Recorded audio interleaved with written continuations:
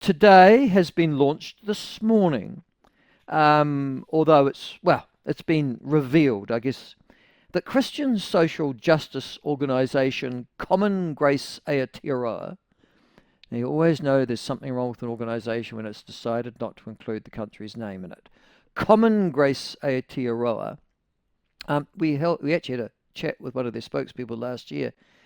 Is now setting up a series of workshops in churches, of which already 100 churches have joined up, to quote unquote educate their members, this is their church members, on the Maori ward referendums, which will be held alongside local council elections from 9th of September, to the 9th of October this year. Is 4 weeks to vote.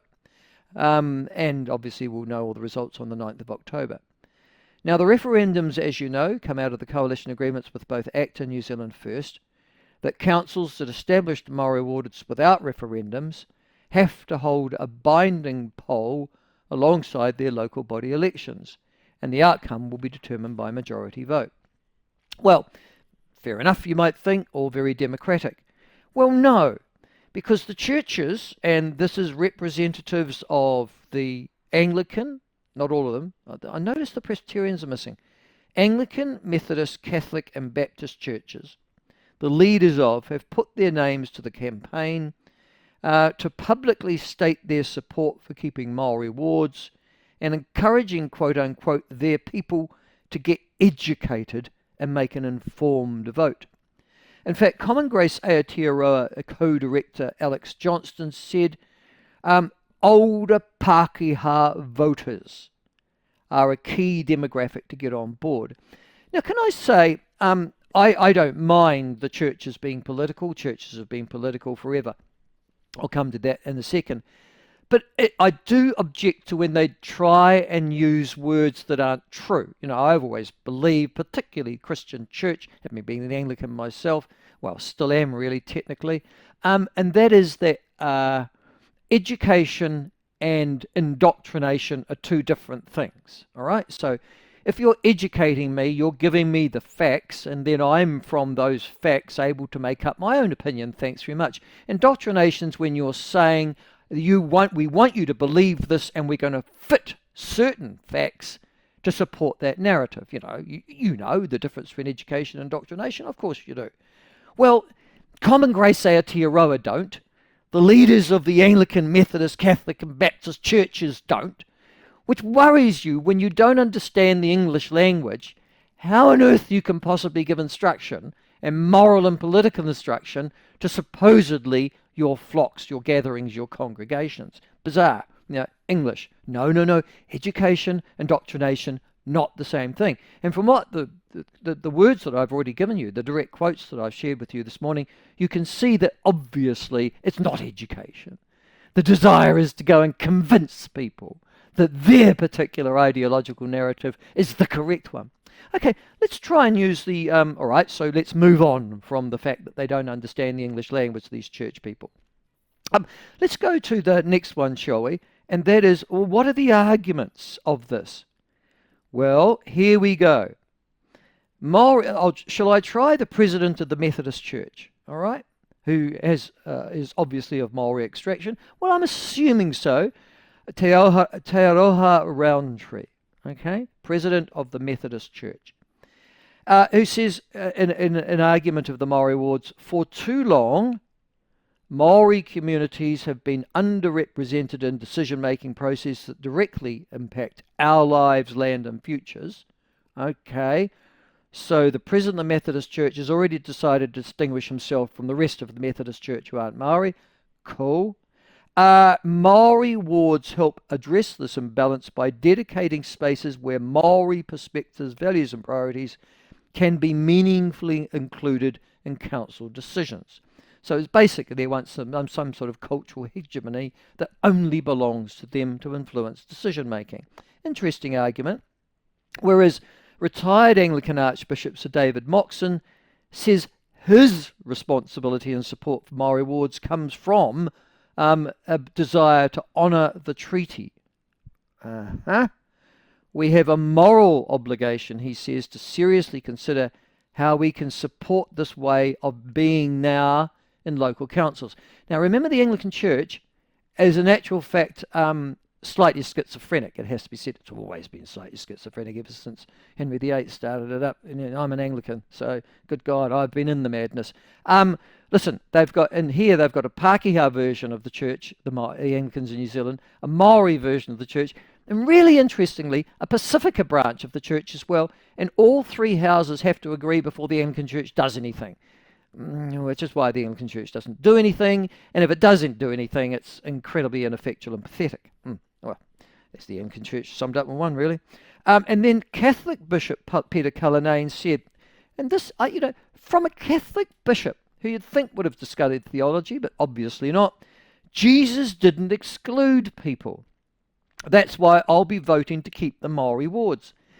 And you just go, what is your matter with your logic? You're right, Jesus didn't exclude people, but he also didn't elevate certain people to be more than others. He didn't say, well, you Jews, you're more important than the Romans or the Gentiles. I think I'll give you a separate place in the temple where we can specifically listen to just your view. All right? I mean, it's basic theology 101 that he didn't do that. He said everybody is the same, didn't he? He didn't say, Romans, I think you'll need a special congregation, and I've got to uplift you in specific. The whole point of the Christian message, and you'd think a Catholic bishop would get it, wouldn't you, is that Jesus regarded everyone as equal and that we should all love each other as our neighbour and treat each other equally. He didn't say, oh gosh, you are, listen, we're missing your viewpoint. We think you're really, really important. We'll give you a separate status. He didn't do that. But according to Catholic Bishop Peter Cullinane, the reason that he's going to vote for Maori wards is because of Jesus. Poor old Jesus, eh? There he is, rolling around. Well, I was going to say somewhere, but he might be up there in the ephemera at another end of the universe doing something really important. I mean, here he is, poor old Jesus. And there he is being quoted as in support of Maori wards. Oh, listen, I've looked through my New Testament, Josh. I've seen all the Sermon on the Mount and the raising of the dead and the walking on the water and my favourite, turning the water into wine. But I haven't seen anything in the Bible about Maori wards. In fact, I'm pretty sure that Jesus, a historical figure, let alone a divine one, wouldn't have known that Maori existed because, gee, they didn't. Well, they'll probably write a Third how Testament on earth shortly. he could be supporting Maori wards is beyond me. But that's the churches this morning. David Seymour's had a bit of a crack at them, said, you're mixing church and politics. But to be honest with you, the church has always mixed politics. And can I tell you when the church started really losing congregation here in this country? It's a reason why we're a secular country. It's because people got sick and tired of going to church. This is true, Josh, in the 60s and 70s. And having some stupid old man largely, but it soon became a stupid old and then younger woman as well, tell them what they should be thinking and chastising them if they didn't have a particular moral view or ideology on something. And New Zealanders went, that person that's up there that isn't married or is married, wearing a cassock, doing some strange stuff, is trying to tell me how to live my life, and I'm the person that's raising the family, paying the taxes, donating to the church, and also trying to get through tomorrow. And I've got some person who's instructing me as to what my moral dimension and view should be when I can actually work it all out for myself, thanks very much. They did it with the Springbok tour in 1981. The Anglican Church drove away thousands, tens of thousands of parishioners who have never come back. Go to an Anglican church service anywhere in this country, just on a Sunday. Spot the 5 or 6 people there. 5 or 6 people who are waiting essentially to die and are making their peace before they get there. That's it. That's your average Anglican congregation. And there's a reason why. Because instead of preparing you for the afterlife, or alternatively introducing true spiritualism into your life, I'm going to get lectured in these 100 churches by the leaders of the Baptist, Methodist, Catholic and Anglican churches and from this political activist group called Common Grace Aotearoa, who don't have the common decency, I might add, to understand that we live in New Zealand. But putting all that to one side, Can I just say, David Seymour, do let religion and politics mix with this lot. Seriously. They've got no show, don't worry, of, in actual fact, instructing the older demographic to go vote for Maori wards, no matter how much indoctrination they do, because the older demographic isn't going to church. Full stop. But it just gives you an indication, doesn't it, that how mad the world is when you start to confuse the modern political narrative with something that happened 2,000 years ago. Oh, in Palestine, wasn't it? Oh, God, wasn't it? Yes, I think it was. And connect the two and seek some sort of approbation or some sort of support for your cause for the events that happened so long ago. What do you think? Those are my thoughts this morning.